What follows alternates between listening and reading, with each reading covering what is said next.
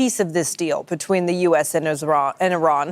Israeli forces in southern Lebanon say that they've intercepted a series of rockets launched by Hezbollah. The Iran deal that we made is going to bring a lot of success to the world. The first round, the most important topic at that moment were the announcement of the end of the war and accordingly ዓለም ላይ የተካሄዱ በርካታ ጦርነቶች ኪሳራን እንጂ ያመጡት ትርፍም ሆነ ገጸ በረከት የለም።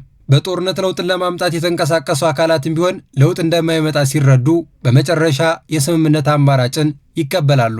ይሄም የሰላም ስምምነት እንጂ ጦርነት የመጨረሻ መፍትሄ አለመሆኑንና የቱንም ያህል ጠንካራ ግጭት በውይይት ሊፈታ እንደሚችል ማረጋገጫ ነው። በዓለም ታሪክ ውስጥ ብዙ ጊዜ የሚታወሱት ጦርነትን የጀመሩ ሳይሆን በሰላም ስምምነት ጦርነቱን የማቆም ጥበብና ድፍረት የነበራቸው መሪዎች ናቸው። የዓለም ፖለቲካ ውስብስብ በሆነበት በዚህ ወቅት ላይ በርካታ ቦታዎች የጦርነት ስጋቶች አሉ። እንዲሁም ጦርነት ውስጥ ያሉ ሀገራትም አሉ። የዚህ ሁሉ ዓለም አቀፍ ስጋት የመጨረሻ መፍትሄ ግን የሰላም ስምምነት ብቻ ነው።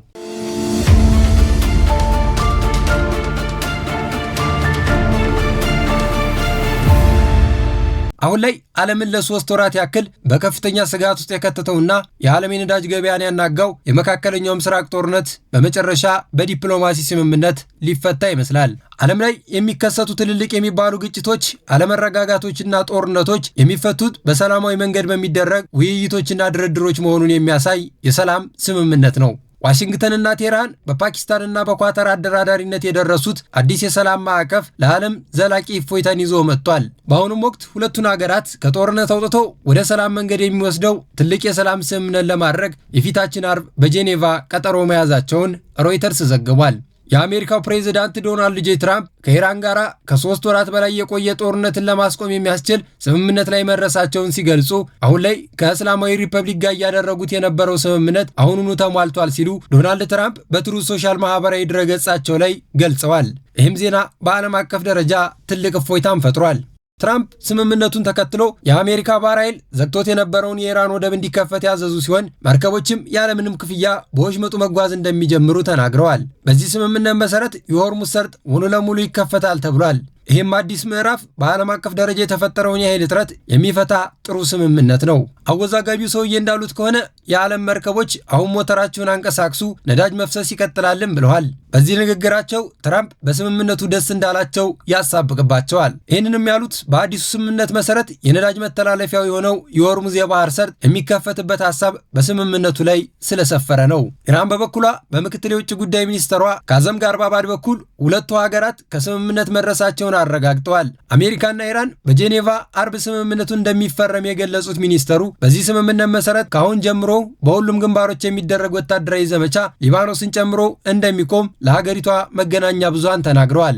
ሚኒስተሩም አሜሪካ ወደ ኢራን ወደቦች የሚደረግ እንቅስቃሴ ላይ የጣለችውን እገዳ እንደምታነሳም አያይዘው ገልጸዋል። ሁለቱን ሀገራት ስታደራደር የነበረችው ፓኪስታን በጠቅላይ ሚኒስትሯ ሼባዝ ሻራፍ በኩል ባወጣችው መግለጫ በተከታታይ ከተደረጉ ንግግሮች በኋላ በአሜሪካና በኢራን እስላማዊ ሪፐብሊክ መካከል ስምምነት ላይ መደረሱን ስናውቅ በደስታ ነውም ብለዋል። ጠቅላይ ሚኒስትሩ ሁለቱም ወገኖች በሁለቱም ግንባሮች ሊባኖስን ጨምሮ ቋሚ የሆነ ወታደራዊ ዘመቻ ለማቋረጥ መስማማታቸውንም ገልጸዋል። የፊርማ ስነ ስርዓቱ አርብ ሰኔ 12 በስዊዘርላንድ ጄኔቫ ይካሄዳል ያሉት ጠቅላይ ሚኒስትሩ አሜሪካና ኢራን ጦርነቱን ለማቆም ዲፕሎማሲያዊ መንገድ ለመፈለግ ላሳዩ ቁርጠኝነት እናመሰግናለን ብለዋል። ለዓለም አቀፍ ትልቅ እፎይታን ይዞ የመጣው የሰላም ስምምነት ግን አዲስ ስጋት ተጋርጦበታል። የአሜሪካ ወዳጅ በሆነችው ሀገር እስራኤል የተጋረጠ አዲስ ስጋት ሆኖ ታይቷል።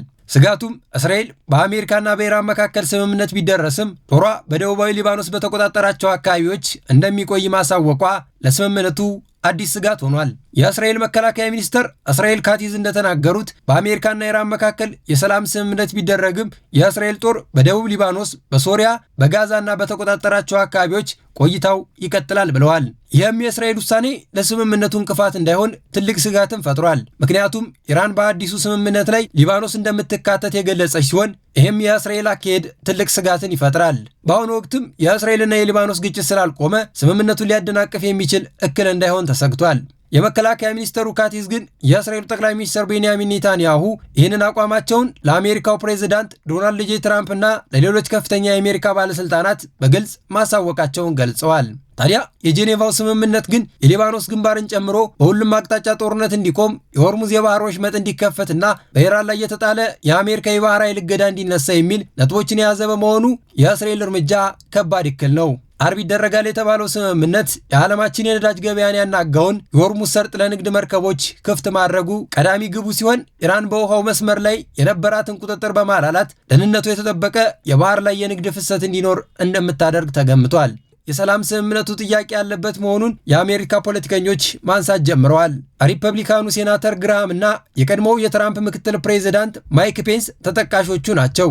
እንደ ባለስልጣናቱ ገለጻ ከሆነ ስምምነቱ ከዚህ በፊት እንደነበረው እንዳይሆን የሚል ስጋት እንዳላቸውና በሊባኖስና በእስራኤል መካከል ያለው ግጭት የማይቆም ከሆነ ድርድሩ ፍሬያማ ላይሆን ይችላል ሲሉ ስጋታቸውን ለቢቢሲ ገልጸዋል። በሌላ በኩል ደግሞ ጀርመን፣ ጃፓን፣ ጣሊያን፣ ፈረንሳይ፣ እንግሊዝ፣ ቱርክና ኒውዚላንድ ስምምነቱን በበጎ ከተመለከቱት ሀገራት መካከል ግንባር ቀደሞቹ ናቸው። እንዲሁም የተባበሩ መንግስታት ድርጅት ዋና ጸሐፊ አንቶኒዮ ጉተሬዝ ለስምምነቱ የሰሩትን ሁሉ አመስግነዋል ሲል ዘዋሽንግተን ፖስት ዘግቦታል። በዚህ መሰረት አርብ ዕለት አይኖች ሁላ ወደ ጄኔቫ ያማትራሉ። ምክንያቱም በዚህ ጦርነት ኢኮኖሚው ያልተጎዳ ሀገር የለምና ሁሉም የሰላም ስምምነቱን በጉጉት እንዲጠብቀው ያደርጋል።